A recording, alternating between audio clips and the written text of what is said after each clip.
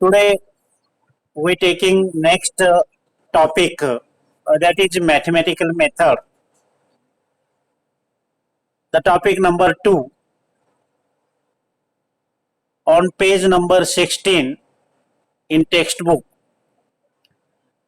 that is mathematical method, in which we discussing about the physical quantity and their classification.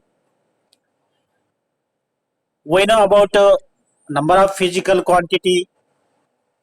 In previous chapter we discussed initial article,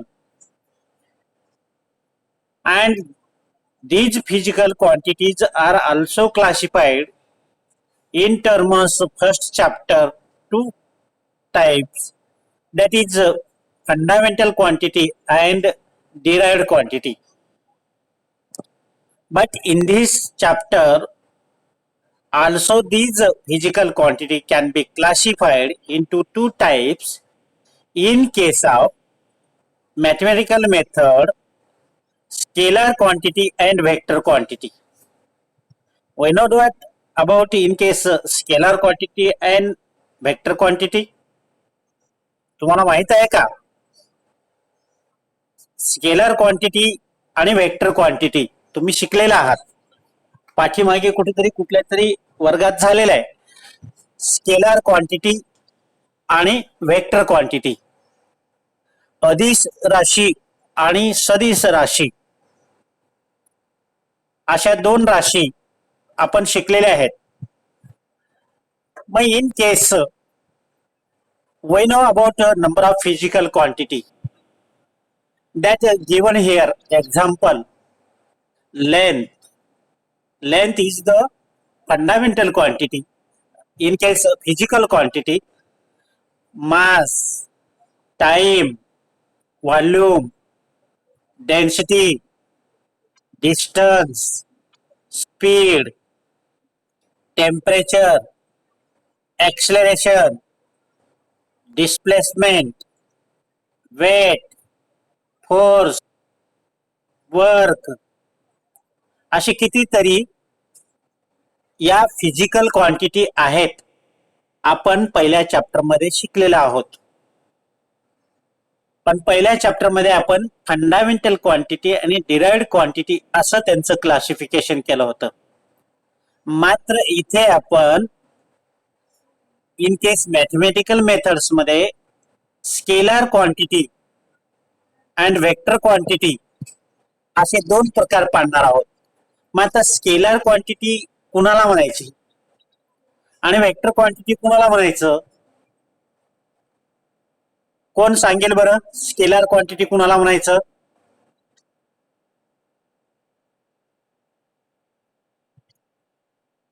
बरोबर, scalar quantity मध्ये फक्त त्या physical क्वांटिटीचं काय विचारात घ्यायचं असतं?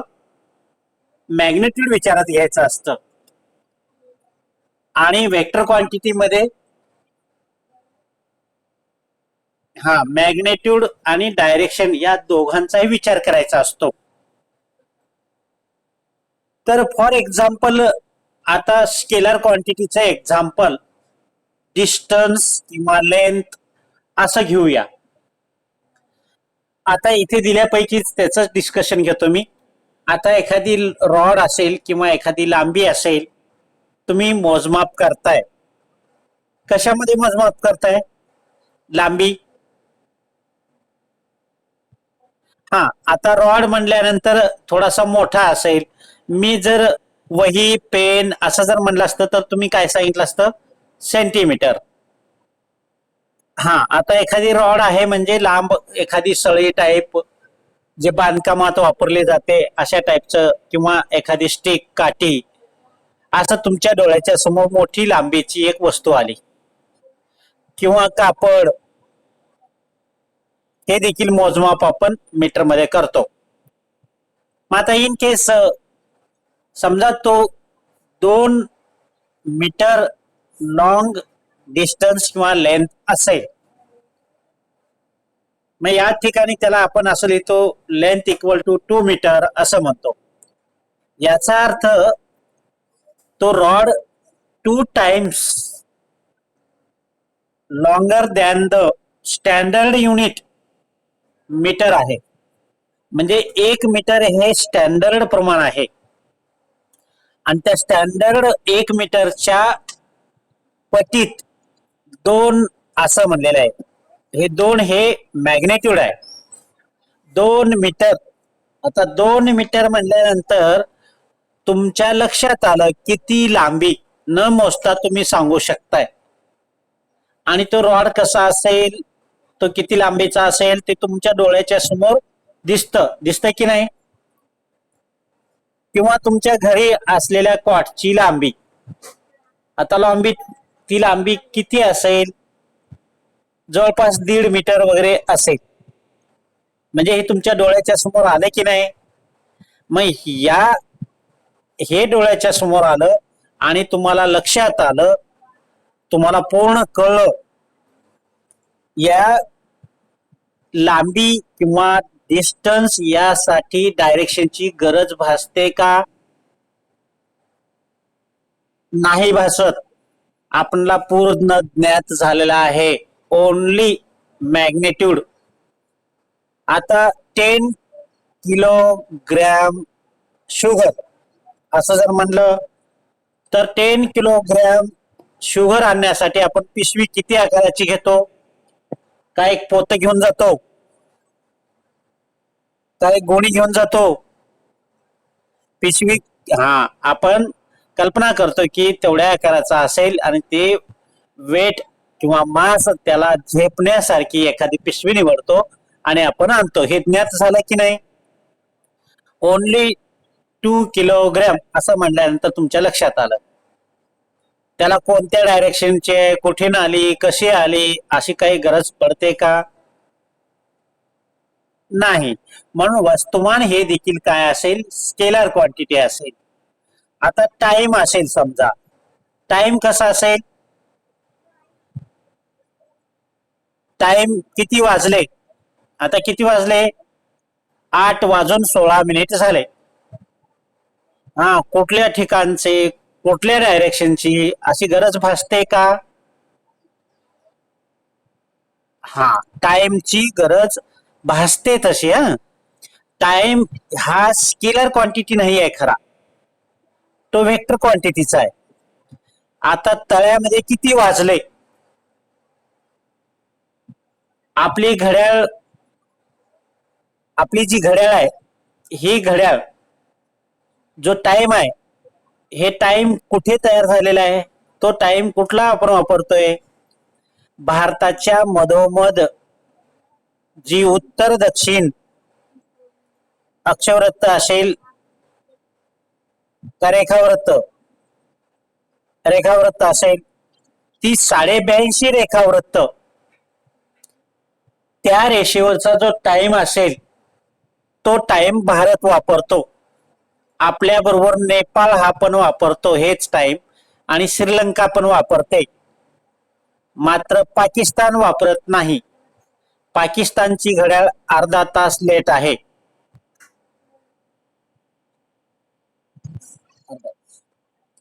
तर पाकिस्तानच्या आणि भारताच्या बॉर्डरवर अलीकडे आपल्या भारतात जर 8:15 वाजले असतील तर पाकिस्तानमध्ये किती वाजले असतील. 7:45 वाजले असतील. एवढा फरक आहे. आपल्या भारताच्या पूर्वेला आणि पश्चिमेला फरक आहे. सूर्योदय आपल्याकडे समजा इथे 6:30 वाजता जर उगवत असेल तर निश्चित आपल्या भारताच्या त्या 2 टोकामध्ये, पूर्व पश्चिम टोकामध्ये अर्धा तासाचा किमान फरक असेल. कदाचित अर्धा असेल, 2 असेल. म्हणजे तिकडे आणि आपल्याकडे त्यांचा सूर्योदय लवकर होतो आणि आपला सूर्योदय उशिरा होतो. म्हणजे इथे डायरेक्शनचं महत्व आलं. तसं स्केलर क्वांटिटी नाही आहे, पण आपण तिला स्केलर क्वांटिटी समजतो का. तर हे दिशाभूल होऊ नये. एखादी ऑफिशियल टाइम असेल, कलकत्त्याची आणि आपल्या मुंबईची जर ऑफिशियल टाइमचं जर काही देवाणघेवाण असेल तर त्यामध्ये फरक पडू शकतो. ते फरक पडू नये म्हणून आपण घड्याळ मधोमध असणारी 82.5 रेखावृत्त त्यावरचा टायमिंग आपण ठरवून आपल्या संपूर्ण भारतासाठी दिलेला आहे. म्हणजे तो ऍक्च्युली खरा नाही आहे. जरी नसला तरी त्याला आपण स्केलार क्वांटिटी म्हणतो, कॉन्स्टंट केलंय त्याला. तसंच volume, density, distance, speed, temperature हे देखील स्केलार क्वांटिटी आहेत. म्हणून यांना व्यक्त करण्यासाठी, या फिजिकल क्वांटिटीला व्यक्त करण्यासाठी फक्त आणि फक्त काय लागतं? मॅग्नेट्यूडची गरज असते. हा, डायरेक्शनची आवश्यकता नाहीये. म्हणून यांना स्केलार क्वांटिटी म्हणायचं. मग स्केलार क्वांटिटीची डेफिनेशन काय असेल बरं? Physical quantity which can be completely described by their magnitude and with its unit are called as scalar quantity. तर ह्या फिजिकल ज्या क्वांटिटी आहेत काय, length, mass, time, volume, density, distance, speed, time, temperature अशा ज्या काही आहेत त्या स्केलर क्वांटिटी आहेत. तर आता वेक्टर क्वांटिटी कशी असेल हो? बाकीच्या ज्या पुढच्या आहेत, ऍक्सलरेशन, डिस्प्लेसमेंट, आणखीन काय, वेट, फोर्स, वर्क, हा हा दीज आर द, किंवा आणखीन बाकीच्या काही फिजिकल क्वांटिटी आपल्याला कळण्यासाठी, डिस्क्राईब होण्यासाठी, कम्प्लिटली त्या ज्ञात होण्यासाठी मॅग्नेट्यूड ऍज वेल एज डायरेक्शनची गरज भासते. म्हणून त्यांना वेक्टर क्वांटिटी म्हणलेलं आहे. वेक्टर क्वांटिटी ची डेफिनेशन काय असेल? Physical quantity which can be completely describe by their magnitude with unit and direction are called as vector quantity. तर या पुढच्या काय वेक्टर क्वांटिटी. आता मला सांगा, स्केलर क्वांटिटी आणि व्हेक्टर क्वांटिटी मध्ये काय डिफरन्स आहे? आता इथे दोन डिफरन्स बघितले आपण. एक डेफिनेशन मध्ये डिफरन्स बघितलं आणि दुसरे एक्झाम्पल एक घेतले आपण. दोन डिस्टिंग्विश बिटवीन झालेले. आणखी एक डिस्टिंग्विश बिटवीन काढता येईल. स्केलर क्वांटिटी इथे पहा खाली. Scalar quantity can be added or subtracted by using simple rule of algebra. तुमच्या बीजगणिताच्या रूल प्रमाणे आपल्याला स्केलर दोन सेम क्वांटिटीची बेरीज म्हणजेच ऍडिशन किंवा सबस्ट्रॅक्शन करता येतं. आता for example 2 metre long rod plus आणखीन एक रॉड घेतला आपण 3 metre long. How many total long the rod? 2 + 3 = 5 metre. हे साध्या आपल्या बीजगणिताच्या रूल प्रमाणे आपल्याला त्यांची बेरीज आणि वजाबाकी करता येते. मात्र वेक्टर क्वांटिटीची तसं करता येत नाही. अल्जेब्रिक रूल वापरता येत नाही. तर काय वापरावं आणि कसं करावं त्यांचे ऍडिशन, सबट्रॅक्शन? तर यासाठी जॉमेट्रिकल मेथड वापरावी लागते. मग जॉमेट्रिकल मेथड मध्ये ट्रायंगल, पॅरलेलोग्राम, पॉलिगॉन मेथड अशा वेगवेगळ्या पद्धतीने आपल्याला ऍडिशन किंवा सबट्रॅक्शन करता येतं. And in this chapter we mostly detail study here vector quantity. आपल्याला या चॅप्टर मध्ये जास्तीत जास्त वेक्टर क्वांटिटीचा अभ्यास करायचा आहे. मग आता त्यापूर्वी आपल्याला काही इम्पॉर्टंट वेक्टर क्वांटिटीचं लागणारा बेस त्याचा अभ्यास करायचा आहे. वेक्टर क्वांटिटी मध्ये काय काय लागतात, म्हणजे त्याचं ग्रामर कसं असतं तो शिकायचा आहे आपल्याला. थोडक्यात आता इथे एक एक्सप्लेनेशन आहे वेक्टर क्वांटिटीच्या बाबतीत. फॉर एक्झाम्पल जसं आपण स्केलर क्वांटिटीचं एक्सप्लेनेशन केलं तशाच पद्धतीने इथे वेक्टर क्वांटिटीच्या एक्सप्लेनेशनला डिस्प्लेसमेंट हा एक आपण एक्सप्लेनेशन घेतलेला आहे. तर डिस्प्लेसमेंट हे जे एक्सप्रेशन आहे हा जो फिजिकल क्वांटिटी आहे काय आहे बरं, वेक्टर क्वांटिटी आहे. त्याच्या अपोजिट मध्ये डिस्टन्स हा काय आहे, स्केलर क्वांटिटी आहे. आता इन केस डिस्टन्स आणि डिस्प्लेसमेंट मध्ये तुम्हाला फरक माहिती आहे का, माहिती आहे का? Distinguish between distance and displacement नाही आहे.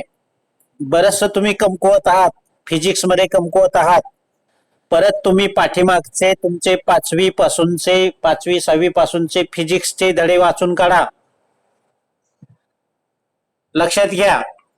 तर डिस्प्लेसमेंट आणि डिस्टन्स मध्ये फरक काय आहे. समजा हा तळा आहे, तळ्याहून इंदापूर अंतर 15 किलोमीटर, परत माणगाव 12 किलोमीटर. या दोघांची बेरीज म्हणजे किती झालं, हा हे 27 किलोमीटर डिस्टन्स झालं. आणि displacement initial position to final position, initial position तळा आहे, फायनल मानगाव आहे. यामधलं डिस्टन्स काय येईल, अंदाजे अंदाजे अंदाजे लेस दॅन 27 पेक्षा लहान असेल, कदाचित 17-18 असेल.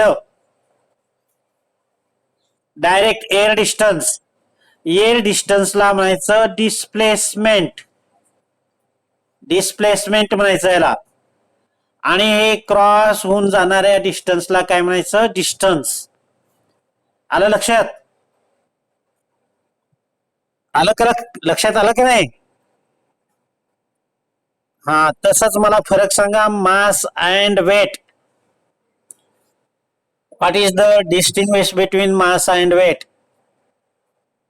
नंतर सांगा कधीतरी. तर इथे डिस्प्लेसमेंट हे काय आहे, वेक्टर क्वांटिटी आहे. या ठिकाणी एक लांबी घेतलेली आहे, straight line P Q is shown in displacement vector x. Vector x म्हणलं मी त्याला, त्याच्या डोक्यावर काहीतरी आहे एक्स बार, याला काय म्हणायचं, वेक्टर म्हणायचं. मग वेक्टर एक्स, आता हे जे दिलेलं आहे याला कसं वाचायचं, वेक्टर पी क्यू. आता इथे वेक्टर पी क्यू दाखवले पहा, ॲरो पण दाखवता येतं किंवा ओनली बार पण दाखवता येतं किंवा असं टोपी सारखं पण दाखवता येतं. वेक्टर पी क्यू असं टोपी घातल्यासारखंही दाखवता येतं. तर अशा टाईपचं त्याला रीड करायचं वेक्टर पी क्यू. बघा इथं 2-3 प्रकारे दाखवले, एक ॲरो दाखवलेला आहे त्याला हे वेक्टर पी क्यू म्हणायचं. इथे डोक्यावर बार दाखवलेला आहे त्यालाही काय म्हणायचं, वेक्टर पी क्यूच म्हणायचं. आणि त्याच्या डोक्यावर एक ॲरो दाखवलेला आहे अशा टाईपचा, म्हणजे टोपी सारखं दाखवलेलं आहे, त्यालाही वेक्टर पी क्यूच म्हणायचं. म्हणजे त्याला वाचायचं कसं, वेक्टर पी क्यू. हा वेक्टर पी क्यू असं लिहा म्हणल्यानंतर काय लिहायचं, यापैकी कोणतंही लिहायचं. आणि हे वेक्टर पी क्यू बघा इथे लिहायचं राहिलं, इथे डोक्यावर पी लिहायचं राहिलं. इथे हे vector P Q can be also show single vector X. म्हणजे P Q vector P Q बरोबर एक्स आहे. म्हणजे इथून माणगाव हे 18 किलोमीटर असेल एअर डिस्टन्स, तर ते देखील वेक्टर आहे. म्हणून इथे असं डोक्यावर त्याच्या वेक्टर एक्स म्हणलंय. वेक्टर एक्स हा देखील magnitude as well as direction दाखवतो, किंवा त्याला दुसराही अंक दाखवतात, ए दाखवतात, आर दाखवतात. तुम्ही कोणताही लेटर दाखवू शकता. काय दाखवू शकता? कुठलाही सिंगल लेटर दाखवू शकता. And the single letter shows magnitude as well as direction. लक्षात आलं? हा. आता काही आपले छोटे छोटे ग्रामर घेऊया, काही पॉइंट्स घेऊया. आता पॅरलल वेक्टर कुणाला म्हणायचं? पॅरलल. तुम्हाला पॅरलल हे जॉमेट्री मधला शब्द माहितीये. पॅरलल म्हणजे समांतर. मग समांतर साठी किती लागतात? More than two. दोन किंवा दोन पेक्षा अधिक लागतात. मग आता हे एक एरो आहे समजा, हा एक एरो आहे. हे दोन एरो कसे आहेत? इक्वल मॅग्नेट्यूड आहे, वेल एज इक्वल डायरेक्शन आहे. हे आणि दोन्ही पॅरलल आहेत. विशेषतः पॅरलल आहेत. किंवा असंही राहू शकतं, एकाचा एरो असा, एकाचा एरो असंही राहू शकतं. म्हणजे त्या दोघांमध्ये अँगल 0 पाहिजे, त्याला पॅरलल म्हणतो आपण, समांतर रेषा. तर इथे काय म्हणलंय फिगर मध्ये, डेफिनेशन मध्ये काय म्हणलंय? तुम्ही नोट्स लिहिलेले नाहीयेत, तुम्हाला स्क्रीन दिसत नाहीये, असा अर्थ होतो.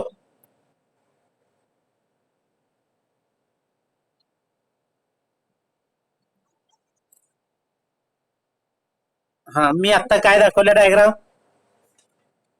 पॅरलल दोन.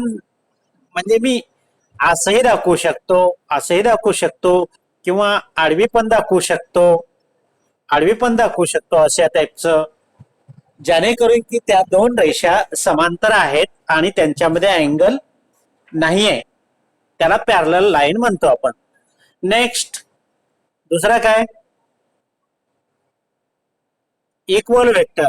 आता इक्वल वेक्टर म्हणजेच, आता समजा हे इक्वलच आहेत, हे दोन इक्वलच आहेत, हे दोन्ही सारखे आहेत, मॅग्नेट्यूड सारखा आहे, असं दोघांचाही मॅग्नेट्यूड सारखा आहे. दोघं असतील, तिघं असतील, त्यांना इक्वल वेक्टर म्हणायचं. किंवा आणखी इक्वल वेक्टर म्हणण्यामध्ये दोघांच्याही डायरेक्शन सारखे असते, त्यांना इक्वल वेक्टर आपण म्हणतो.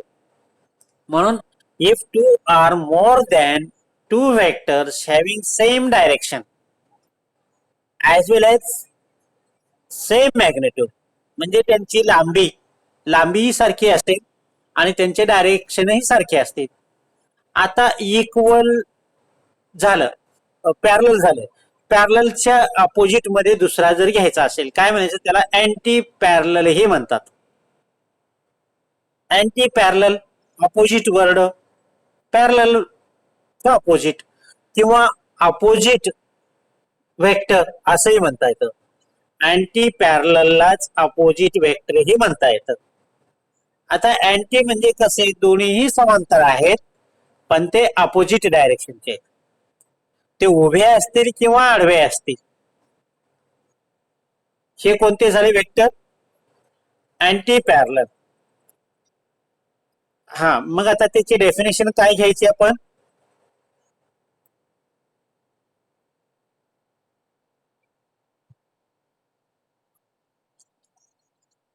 हा, आता हे तीन डेफिनेशन तुम्हाला लक्षात आल्या का?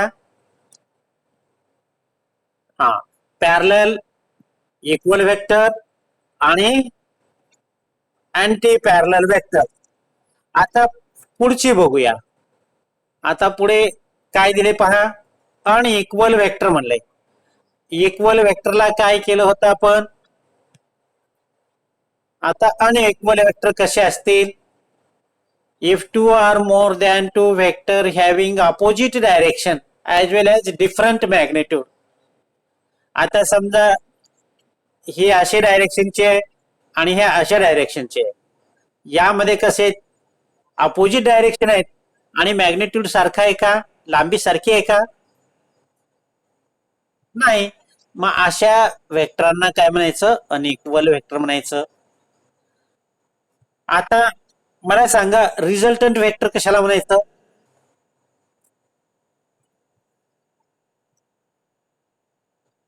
रिझल्टंट वेक्टर म्हणजे एक किंवा दोन वेक्टरचं जे काही एक सिंगल वेक्टर सांगतो आपण त्याला रिझल्टंट वेक्टर म्हणायचं. आता समजा हेच वेक्टर हे समजा 3 मीटर असेल समजा आणि हे 2 मीटर असेल आणि यांची बेरीज करणे म्हणजे काय असेल, म्हणजे एकच 5 मीटरचा लॉंग आपल्याला जो मिळतो सिंगल वेक्टर मिळाला नाही का, 5 मीटर एकच मिळाला नाही का, मग त्याला रिझल्टंट वेक्टर म्हणायचं. म्हणजे या दोघांचा रिझल्ट आहे असं आपण म्हणतो. लक्षात आलं.